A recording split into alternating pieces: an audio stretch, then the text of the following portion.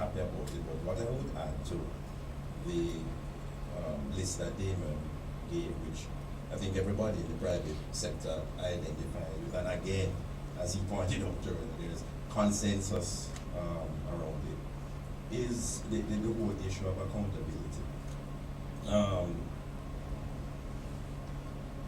The comparison between Jamaica and Barbados, I think, will often show that where public officials and others fail in Barbados, there are consequences, and indeed in countries that show better economic results than we do. In Jamaica, there are literally no consequences, and that is one of the things that has to change. Simply put, if people are not doing their job at all, or not doing it properly, they need to step aside. It's part of the meritocracy to which we spoke. When you're talking about the national interest and what we bequeath to our children, there really is no space for public failure on a constant basis. The other thing that I would add is there is another reason why you need to have that sort of transparency that Damien spoke to in relation to the granting of concessions. Let's just call it concessions to cover the multitude of things that can be granted. And that is that corruption nestles in areas like that. Discretion is either the mother or father, but definitely a parent of corruption. And therefore, if you look at the alleged cost of corruption, you realize that it is itself a factor in negating economic growth. I think it's a statement from the Office of the Contractor General on December 9, which was International Anti-Corruption Day. And if I can just quote it quickly. In an attempt to monetize the massive cost of corruption in procurement can exact from a people, Transparency International, the International Anti-Corruption Watchdog, has estimated that based upon surveys at the country level, the cost of corruption in public contracting expressed as a percentage of the value of the contract is an average of 10 to 25%, and in the worst cases as much as 50%. In the case of Jamaica, it is instructive to note that more than $90 billion was expended in 2009 alone in the procurement of government goods service contracts. Now, that gives you the other side. It's not tied up with the incentives and the waivers, but it gives you an indication of what corruption can cost the economy. So, in relation to the support I give them on that point, I add that as an additional dimension as to why that type of governance is extremely important. The economic governance measures that Damien mentioned that needs to be in place, I mean, no one can actually take issue with those, but I believe that if you just turn to those alone, I don't think that would explain the difference between what happened in Barbados or Trinidad and Jamaica.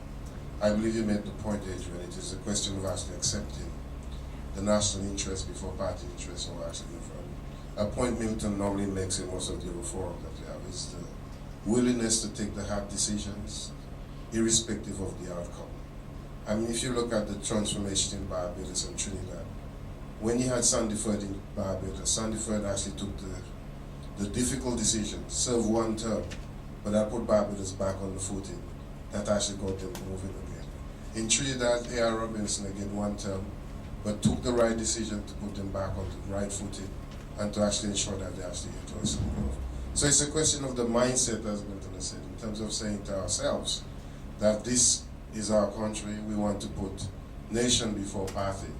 And if we do that, I mean, that is when you'll see the turnaround that's needed. Irrespective of those measures, as good as they are, as transparent as they make the whole system, but with them, without sanctions, it's one issue. And even if you have the sanctions, people will still try to see how they get around it just to ensure that their party gets back into power. And I think it's the mindset that we have to look about, taking difficult decisions that need to be taken in the interest of the country, irrespective of the outcome of what happens to the party in the next election. All right, thank you. that's a movement, yeah, sure. Yeah, perhaps here we're going to have in some way, of course, disagreement within the panel. Because I find it hard, just from a common sense point of view, to wrap my mind around the idea that given the histories in the Caribbean, given the nature of the population, that the mindset of the 2.75 million Jamaicans is actually different from the mindset of the Barbadians and the Trinidadians and the Peruvians and the Bolivians and the Ghanaians. Because then, I would have to spend a lot of time trying to figure out why that would be.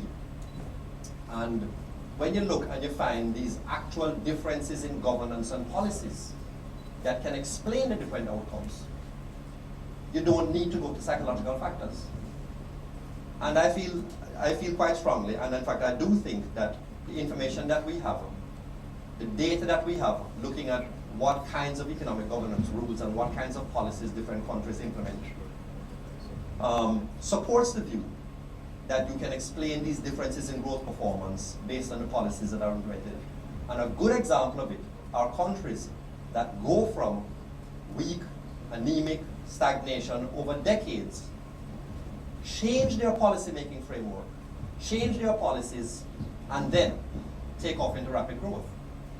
Ireland is a famous example. Chile was another example in the 70s and 80s.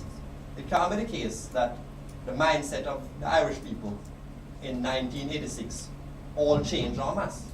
It really has to do with what are the policies and frameworks you put in place that govern the decision that the minds make.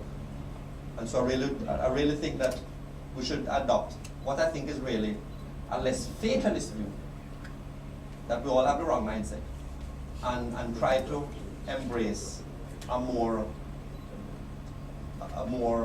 practical view that if in fact we put in place these frameworks and these policies and these actions, that we will see a change in the behavior of Jamaicans in government and Jamaicans in the private sector that's going to take us to economic growth. I'm not sure how Milton